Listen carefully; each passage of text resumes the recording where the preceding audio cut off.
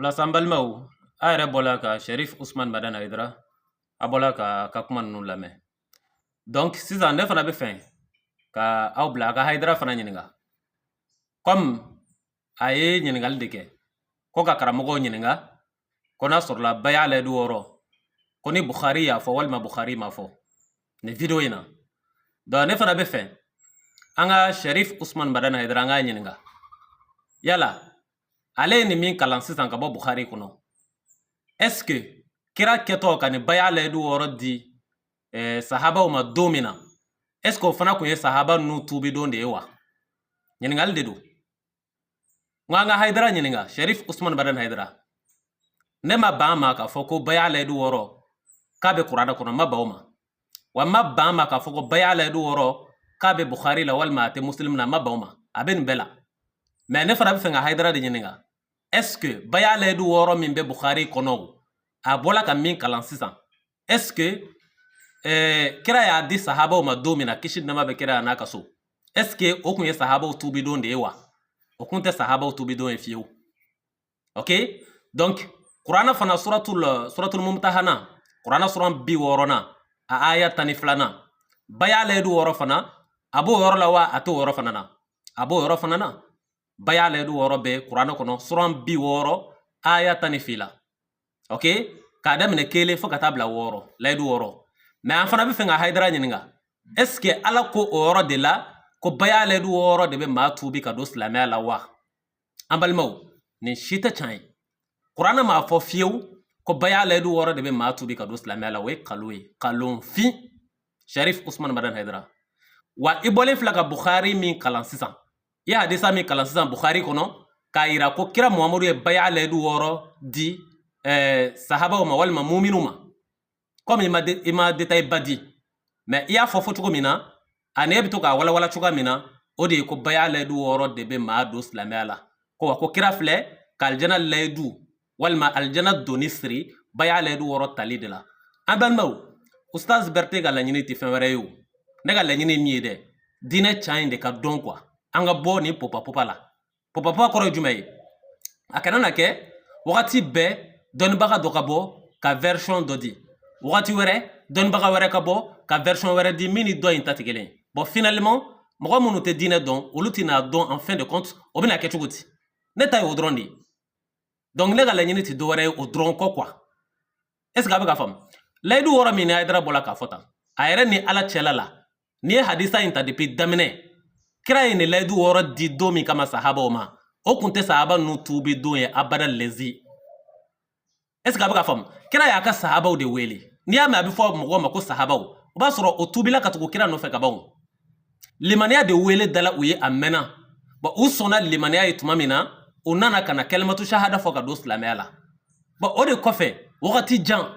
n'i ye kuranɛ ta sisan kuranɛ suran 60 aya 12 an k'o ta misaliya la. Suratul mumtahana a jiginna min? Est ce que a jiginna Makan de? A ma jigin Makan o, n ko a jigila Madina de. Mais ne bɛ fɛ k'aw ɲininka ala kama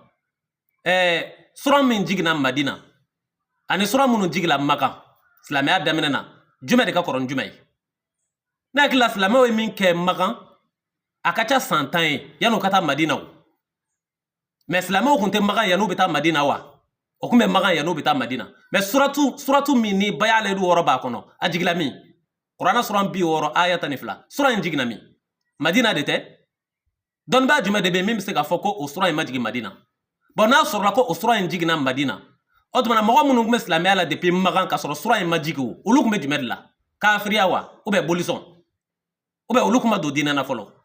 I bɛna dɔn yan ko nkalon de don. Bɛɛ y'a layidu wɔɔrɔ ma maa don silamɛya la wa bɛɛ y'a layidu wɔɔrɔ tɛ se ka maa don silamɛya la fiyewu. Min bɛ mɔgɔw don silamɛya la a ye maa ja o a ma maa ja o ye kalimatu shahada de limaniya kɔfɛ. Kalimatu shahada o de b'i don silamɛya la limaniya kɔfɛ. Limaniya ye fɛn min ye an y'o bɛɛ walawala ka ban. A fɔli ye ko sen 7 de ye limaniya ye. I ka da ala ko ala bɛ yen 1, ka da ala ka mɛlɛkɛw la 2, ka da ala ka gafe jigilenw na 3, ka da lahara don na k'a bɛ se 4, ka da ala ka ciden cilenw na 5, ka da sagakunu na 6 ani ka da latigɛ la a hɛrɛ mana tɔɔrɔ ma o ye 7 ye. N'i dala ni sen 7 la k'i ka mɔgɔ mumin dɔ k'i seere i ka kalimatu shahada fɔ a ye. O de ye k'a fɔ ashhadu an la ilaha illallah wa ashhadu anna muhammadar rasulullah ni o kalimatu shahada fo abi fo ki farla silamɛw kan k'i donna silamɛya la limaniya ye bon olu mɔgɔ minnu limaniya la ka kalimatu shahada fo ka don silamɛya la olu de welela ko silamɛw wa olu de welela ko muminiw olu welela ko muminiw min kɛ donc sisan ala ka sɔrɔ ka alabato tɔ bɛɛ di olu de ma k'u k'a kɛ seli ala ko jɔnw de ka seli kuranɛ kɔnɔ ko jɔnw wala ko muminiw de ka seli kuranɛ kɔnɔ o bɛ mun yira o b'a yira ko o limaniyala ka don silamɛya de la fɔlɔ ala ka sɔrɔ ka seli d'u ma o aya caman de bɛ yen an tɛna an da don la pour que video kana janya kojugu bon sun sisan ala ko jɔnw de ka sun kuranɛ kɔnɔ ala ko muminiw de fana ka sun kuranɛ kɔnɔ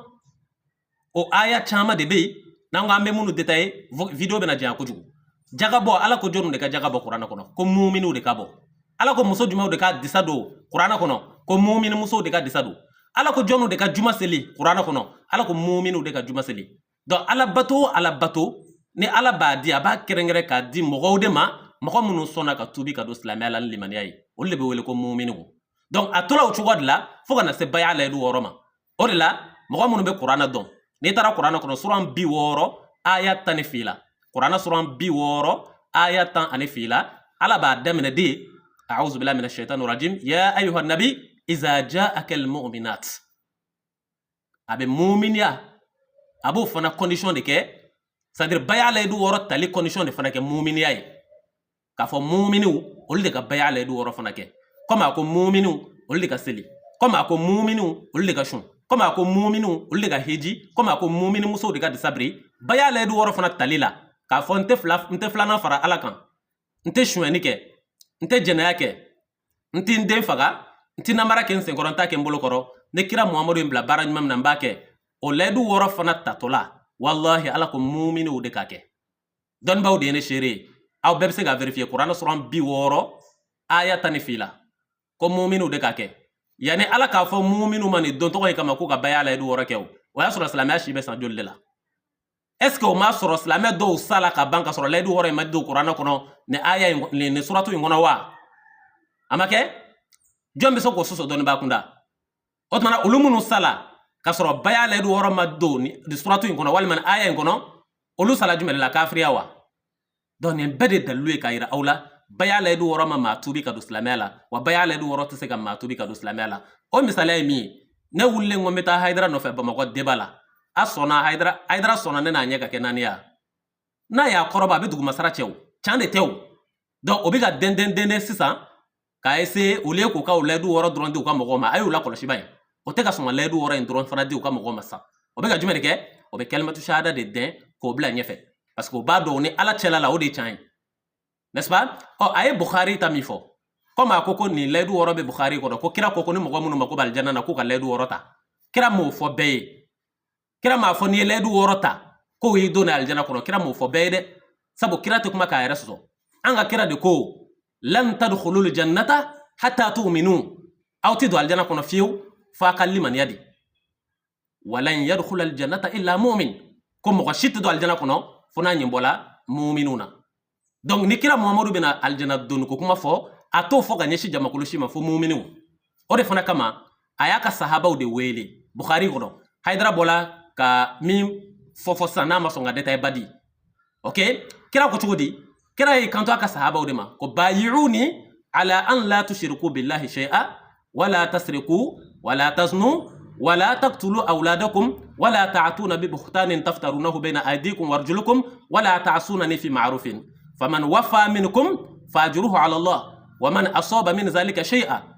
ثم عوقب في الدنيا فهو كفارة الله ومن أصاب من ذلك شيئا ثم ستره الله فهو إلى الله إن شاء عفى عنه وإن شاء عاقبه فبايعناه على ذلك نكرك الصحابة ودكما موتو فتولاي أنا كرك يتوقع بايع على يدو وردوما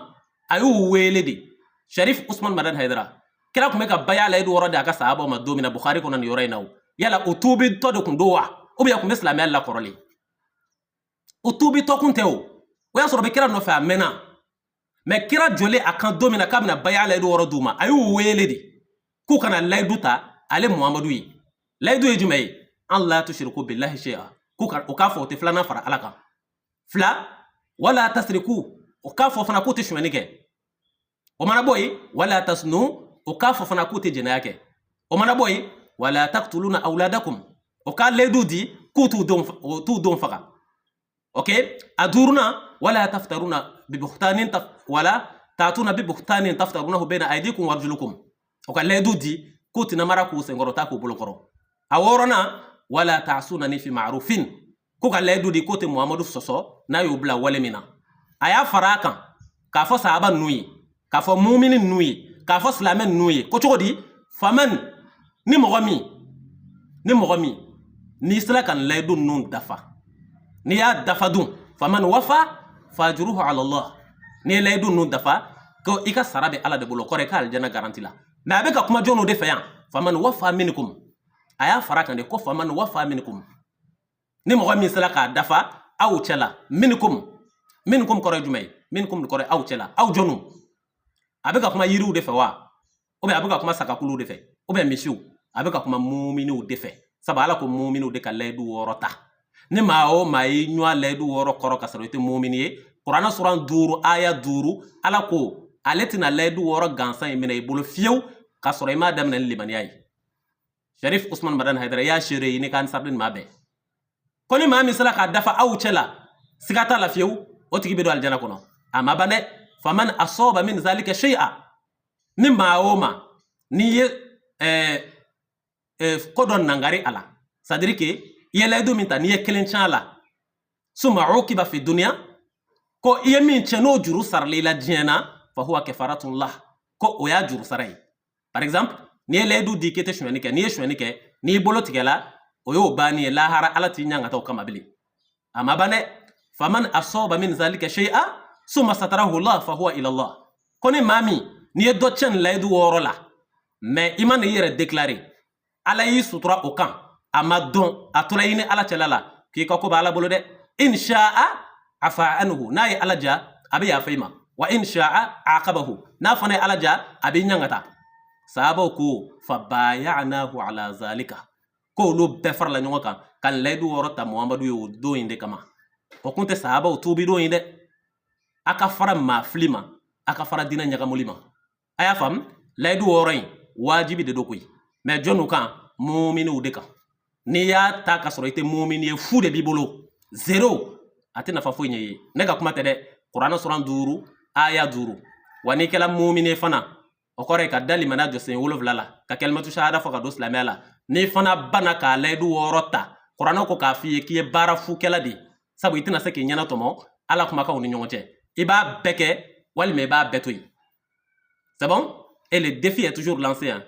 Haidara comme abita sanjo la sanani mako bi la mesiki face à face pour que amisiga ndo wala kena kan face à face ite gason bon ni ma son ne obligé le no ka ke yoro jan fetan yani domina ibina jafaria soro kan rencontrer afamna oustaz Berté ambe lundi la avril kalo kle mo ani sheki samba fla mo ani duru le lundi 28 avril 2025 oustaz Berté ala ka waraba murutile karamo shariatiki sigaso téléphone numéro 70 03 48 53 biolo vila fu anisaba binane anisheki biduru anisaba wassalamu alaikum wa rahmatullah